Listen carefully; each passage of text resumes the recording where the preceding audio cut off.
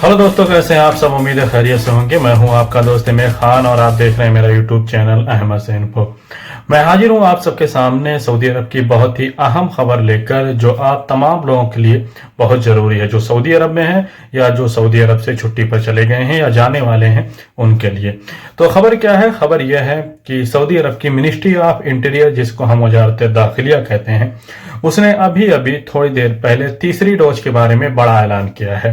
वो ऐलान क्या है? मिनिस्ट्री ऑफ इंटीरियर ने कहा है कि आपके तवक्कलना पर इम्यून आप जानते हैं कि जब आप वैक्सीन की 2 डोज लेते हैं तो आपका तवक्कलना इम्यून दिखाता है। तो इसी को लेकर मिनिस्ट्री ऑफ इंटीरियर ने कहा है कि आपका तवक्कलना इम्यून आपकी वैक्सीन की दूसरी डोज लेने के 8 महीने के बाद तक ही दिखेगा। यानी कि आपने वैक्सीन की 2 डोज ली और उसके बाद में 8 महीने के अंदर अंदर आपको अपनी वैक्सीन की तीसरी डोज लेनी होगी, वरना आपके तवक्कलना से जो इम्यून स्टेटस है, इम्यून का मतलब है कि आपने दोनों वैक्सीन ली है, तो वो मिटा दिया जाएगा और उसकी जगह पर फिर आप अनवैक्सीनेट गिने जाएंगे। और आप जानते हैं कि अनवैक्सीनेट का मतलब होता है कि आपको सऊदी अरब के अंदर किसी भी जगह पर एंट्री नहीं दी जाएगी। इसको आप ऐसे समझें कि जैसे कि आप जानते हैं कि वैक्सीन की दूसरी डोज लेने के 6 महीने के बाद आप अपनी तीसरी डोज लेने के लिए एलिजिबल हो जाते हैं। तो 6 महीने के बाद आपके पास 2 महीने का टाइम है कि आप 2 महीने के अंदर अपनी वैक्सीन की तीसरी डोज लें, बूस्टर डोज जिसको यहाँ पर कहा जाता है।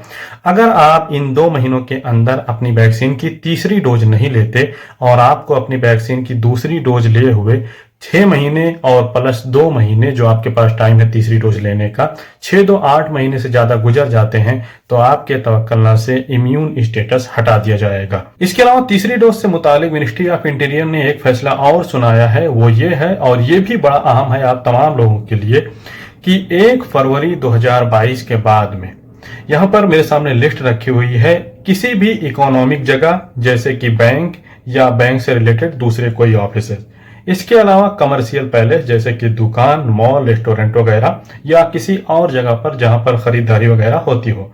इसके अलावा स्पोर्ट पैलेस जैसे कि gym, park, stadium, race course वगैरह, या कोई और ऐसी जगह जहां पर टूरिज्म के लिए जाते हों, जैसे कि यहाँ पर सफारी वगैरह है, रिया सफारी वगैरह, या सऊदी अरब की और तमाम जगहों पर जहां पर टूरिज्म के लिए एंट्री वाला सिस्टम हो, या ट्रांसपोर्ट जैसे कि बस, ट्रेन, प्लेन वगैरह, इन तमाम जगहों पर उन्हीं लोगों को एंट्री दी जाएगी जिन्होंने दूसरी डोज लेने के 8 महीने के अंदर तीसरी डोज ले ली हो। यानी आपने वैक्सीन की दूसरी डोज ली और दूसरी डोज लेने के 8 महीने के अंदर आपने वैक्सीन की तीसरी डोज नहीं ली और ये तीसरी डोज का टाइम 1 फरवरी के पहले खत्म हो जाता है, तो फिर आपको 1 फरवरी के बाद इन तमाम जगहों पर, जिसकी लिस्ट मैंने अभी आपको बताई, किसी भी जगह पर एंट्री नहीं दी जाएगी।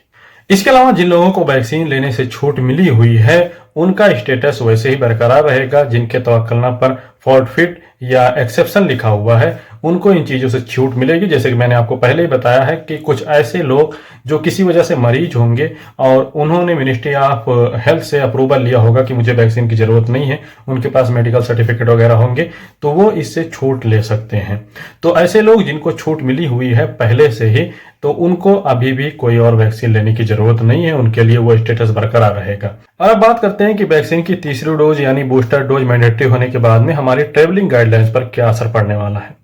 यानी जैसे कि हमें छुट्टी जाना है या छुट्टी से वापस आना है या छुट्टी गए हुए हैं वापस आना चाहते हैं, तो उसके लिए क्या करना होगा और क्या हमें आगे करने की जरूरत पड़ सकती है।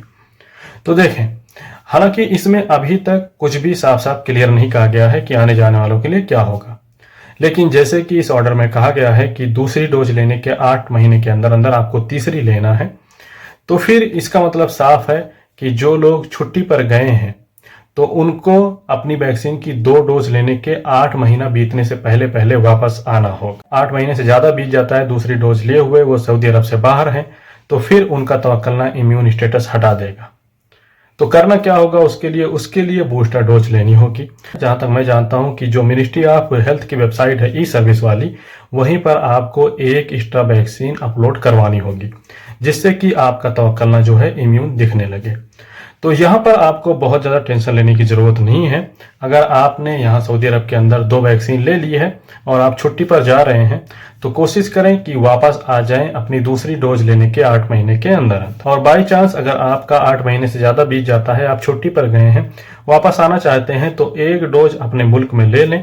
और 1 डोज वो होनी चाहिए जो सऊदी अरब की अप्रूव की गई हो, जिसमें कोविशील्ड भी है, जो कि इंडिया में बहुतायत में बहुत ज़्यादा मात्रा में मिलती है। तो 1 डोज लेने के बाद में आप ई सर्विस पर उसको अपलोड करवा दें और उसके बाद में फिर आ जाएं। लेकिन ध्यान रखें, ये चीज़ें आप तभी करवाएं जब 8 महीने से ज़्यादा गुजर गए हों आपको दूसरी डोज लिए हुए। अगर आप 8 महीने से ज़्यादा नहीं गुजरे हैं तो फिर आप सीधे चले आएँ, फिर यहाँ पर आने के बाद में वैक्सीन लें, उसके बाद में सारा प्रोसेस आपको मालूम ही है। और तमाम दोस्त इस बात का ध्यान रखें कि आप तीसरी डोज के लिए तभी एलिजिबल होते हैं जब आपको दूसरी डोज लिए हुए 6 महीने से ज़्यादा गुजर गए हों। आप ऐसा ना सोचें कि आपने अपने मुल्क में वैक्सीन ले ली, 2 डोज ले ली और फटाफट तीसरी डोज भी ले लेते हैं 2 महीना, 3 महीने, 4 महीने के बाद। नहीं, ये बिल्कुल एक्सेप्ट ही नहीं होगा यहाँ वेबसाइट पर। तो इस चीज का ध्यान रखें।